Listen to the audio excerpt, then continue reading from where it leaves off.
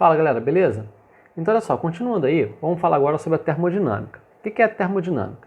Essencialmente ela é uma parte da física que vai estudar como que a energia de um sistema ela vai mudar, né? ela vai trabalhar com mudanças através de calor e de trabalho, né? Então é um estudo de energia mecânica e energia térmica e como que você muda de uma para outra, né? Inicialmente a gente vai trabalhar com sistemas compostos apenas por gases perfeitos, que é mais fácil de trabalhar, ok? Então, a primeira parte, energia interna de um gás perfeito é o quê? É toda a energia armazenada no sistema, né? Mas num gás perfeito, ele não tem interações, então não tem energias potenciais, né? A gente não vai pensar em nenhuma energia potencial, a gente vai pensar apenas em quê? Um gás perfeito ele tem elementos de volume desprezível, né? Você vai considerar as partículas como pontuais, pontiformes, né? E elas estão se movimentando. Se você adotar o centro de massa desse sistema como referencial, as partículas elas vão estar se movimentando, então elas vão ter energia cinética, né? Se você somar toda essa energia cinética, você vai chegar aí à ideia da energia armazenada no gás perfeito. Então, assim, essencialmente, toda a energia que você tem interna num sistema composto de um gás perfeito é ligado diretamente à energia cinética. E essa energia cinética se traduz como temperatura. Por quê?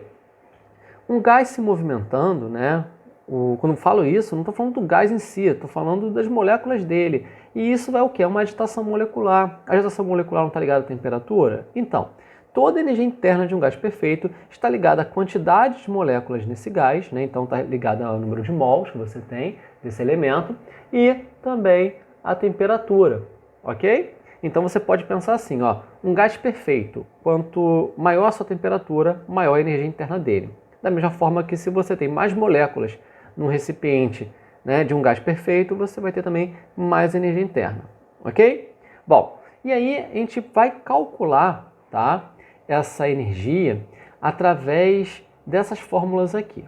Se você pegar a energia cinética, né, que você vai ter aqui nessas moléculas, e fizer umas continhas, trabalhar com a pressão que ele exerce na parede, trabalhar com colisões elásticas, você chega nessas ideias aqui. A gente não precisa desenvolver isso daí, nem deduzir, porque raramente alguém vai pedir isso.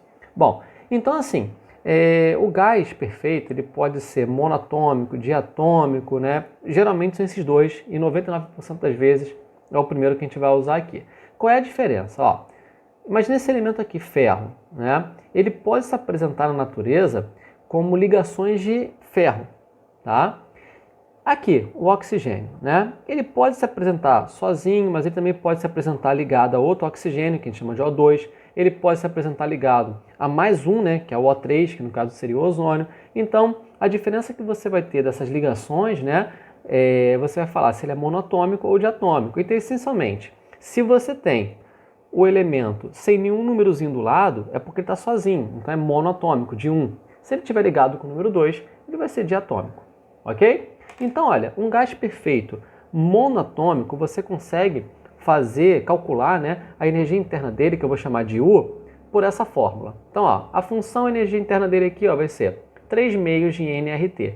Lembrando que R é uma constante, N é a quantidade de moléculas que você tem. Então, por isso que a gente falou isso aqui, ó.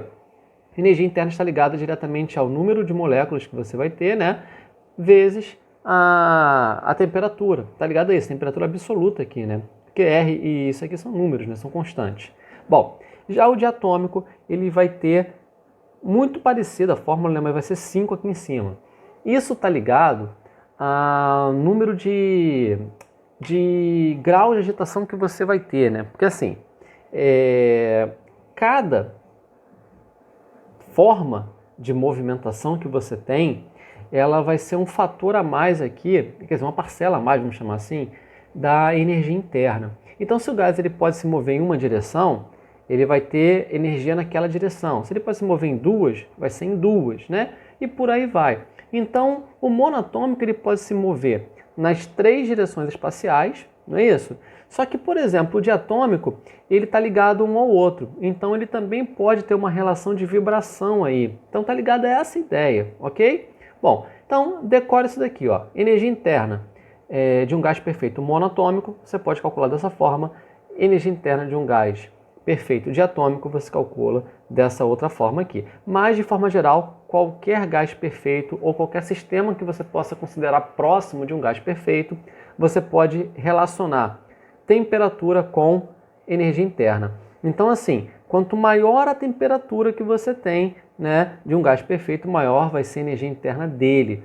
E também você pode pensar assim, ó, poxa, eu fiz alguma coisa e eu não alterei a temperatura do gás, então a energia interna dele também não vai ser alterada. Foca nisso, ok? Bom, e a termodinâmica a gente estuda através de duas leis principais, né? A primeira e a segunda lei. A lei zero é falada lá atrás, lá em termometria a gente já fala dela, né? Mas agora vamos focar na primeira lei e na segunda lei. A primeira lei da termodinâmica é uma forma diferente de você falar da conservação de energia, tá? A primeira lei da termodinâmica ela fala que o Q é igual a ΔU mais o tal, tá? O que significa essas letras? Q é o calor. ΔU é o quê? É a variação de energia interna e tal é o trabalho. Então essa questão aqui, essa fórmula, né, ela está falando que o calor recebido num sistema de um gás perfeito, por exemplo, é igual à variação de energia interna dele mais o trabalho que ele realizou. Isso aqui é muito intuitivo também. Olha só, imagina que eu pegue um sistema, tá? Imagina isso aqui tipo uma seringa com um êmbolo aqui, o êmbolo rosa, e aí tem um gás aqui dentro. Esse gás ele tem 100 joules de energia interna. Aí vamos supor que eu acenda uma fogueira aqui, uma tocha, alguma coisa assim, e começa a fornecer, começa a dar energia, né, para esse sistema através do calor aqui. Então tem um calor aqui, né, dando energia para esse sistema.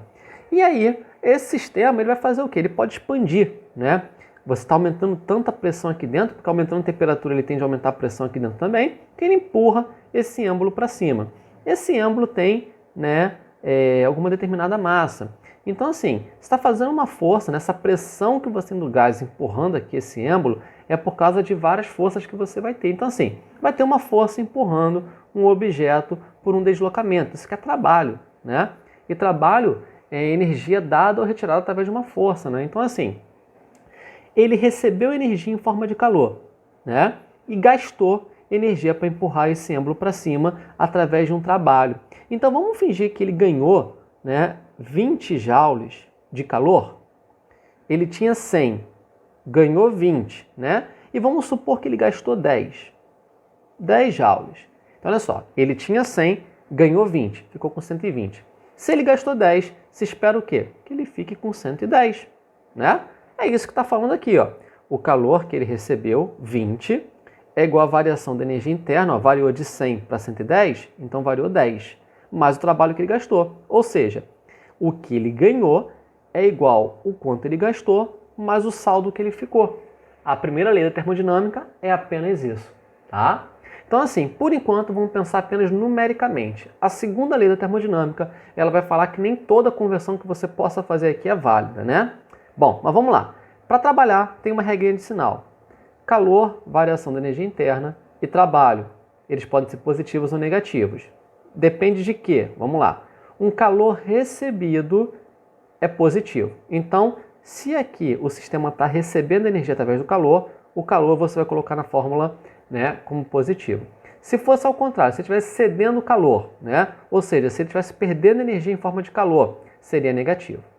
ΔU aumentando, né, significa que é positivo. Se a energia interna diminuir, né, vai ser negativa. Trabalho. Se ele realiza trabalho, ou seja, se a pressão dele que empurra as coisas para fora, né, você vai ter um trabalho positivo. Se ele sofrer trabalho, ou seja, se ele é comprimido, né, você vai ter um trabalho negativo. Essas são as regrinhas de sinal. Vamos fazer uma aplicação aqui, ó. Exemplo 1.